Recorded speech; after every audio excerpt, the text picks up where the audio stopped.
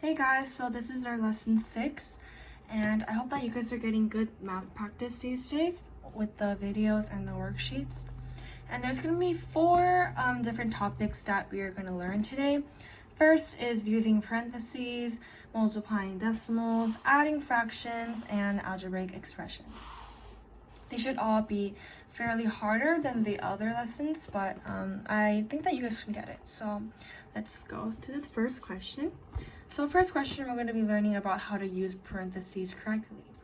Now we know that when we think of parentheses, that is what should be done first, rather than multiplying, adding, or subtracting. So we know that here there's 5 minus 2 inside the parentheses, and we know that that should be solved first. So we know that 5 minus 2 is 3. And it's basically just fill in the blank. So 7 times 3, we all know should be 21. It's that simple. Next question, 20 divided by 4 we know is 5. Fill in the blank, 5 plus 3, 5 plus 3. We know that 5 plus 3 is 8.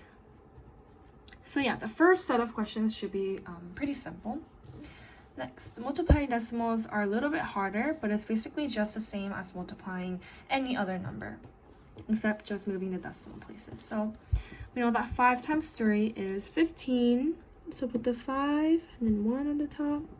5 times 5 is 25 plus 1 is 26. 5 times 2 is 10 plus 2 is 12. After we're done with this, cross it out, put a 0 on the bottom. 4 times 3 is 12. Put a 1. 4 times 5 is 20, and plus 1 is 21. And put the 2 as a remainder. 4 times 2 is 8, plus 2 is 10. Cross it out. We got 2 zeros. 1 times 3 is 3. 1 times 5 is 5. And 1 times 2 is 2. Just like any other multiplying, you just add it all together. So 5 plus 0 is 5. 6 plus 2 is 8. 2 plus 1 is 3, plus 3 is 6. 1 plus 5 is 6, and 1 plus 2 is 3. Now this is when the multiplication gets kind of different. When multiplying decimals, you have to look at how many numbers are behind the decimal. So here we know that here there are 2 numbers behind the decimal. And here, 2 numbers are behind the decimal. So therefore, in total, there are 4 numbers behind the decimal. And according to that number of how many numbers are behind the decimal, you get the decimal that's right here and move it 4 places. 1, 2, 3, 4. And when you round it to 100, 3.67. Because the 8 rounds up to a 7 for this one. So yeah, that one should be simple. Next for here, 3 times 3 is 9. 3 times 4 is 12. So put here, put the remainder, make sure not to forget the remainder. 3 times 1 is 3, plus 1 is 4. Cross it out. 2 times 3 is 6. 2 times 4 is 8. And 2 times 1 is 2. Cross it out, 0, 2 zeros. 5 times 3 is 15, so put the 5 and then the 1. 5 times 4 is 20, plus 1 is 21. Put the 2. And 5 times 1 is 5, plus 2 is 7. So after adding all these together, which is 9, 6, 7, 8. 8 plus 5 is 13, plus 4 is 17. 2 plus 1 is 4, and 7. Same thing here, there are 1, 2, 3, 4 numbers behind the decimal. 4 numbers. So move it 1, 2, 3, 4. So the answer will be, after rounding it to the hundreds place, 7.48. So these 2 are the final answers for this. You guys just need to have like extra practice, and I'm pretty sure you guys will get good at it. Next topic is adding fractions. So when you add fractions, you must have the same denominator, or else you can't subtract it just across with each other. And the same denominator should be the least common denominator, which is for 4 and 3, the least common denominator is 12.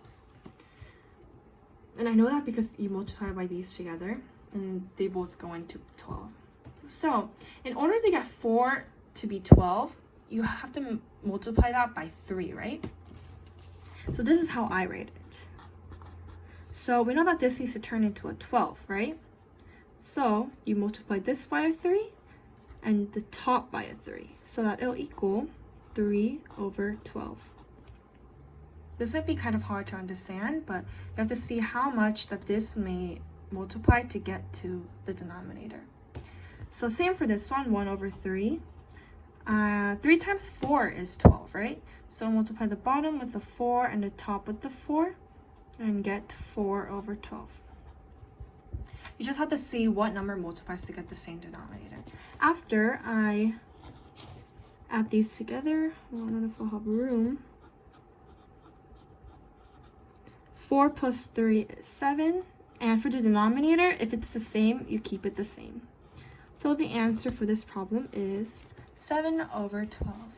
It might be a little bit tricky at first, but if you guys just keep practicing, you'll get it. Same thing for here, 9 over 4. Now, what would be the least common factor for these? You guys know? So, basically, we know that 4 goes into 8, right? So, 8 will be the least common denominator. So, I only need to multiply this by 2 to get to 8, right? Make sure to do the top and bottom. 9 times 2 is 18, and 4 times 2 is 8. Now, for this one, the denominator is already at 8. So, it should be 9 over 8. 18 plus 9 is 27. And make sure to put that over the same denominator, 8. Now, this one should be very simple. It's just algebraic equation, and it gives you what y equals. So it says to solve for the whole problem. So we know that 9 times 2, just plug it in, divided by 3, which would be 18 over 3. Now, what is 18 divided by 3? We know that that would be 6. Next, for this one, you just plug it in again. 4 and the x is 5 plus 3. So this is 20 plus 3, and we know that 20 plus 3 is 23. So that should be it. If you guys have any questions, you could probably contact someone.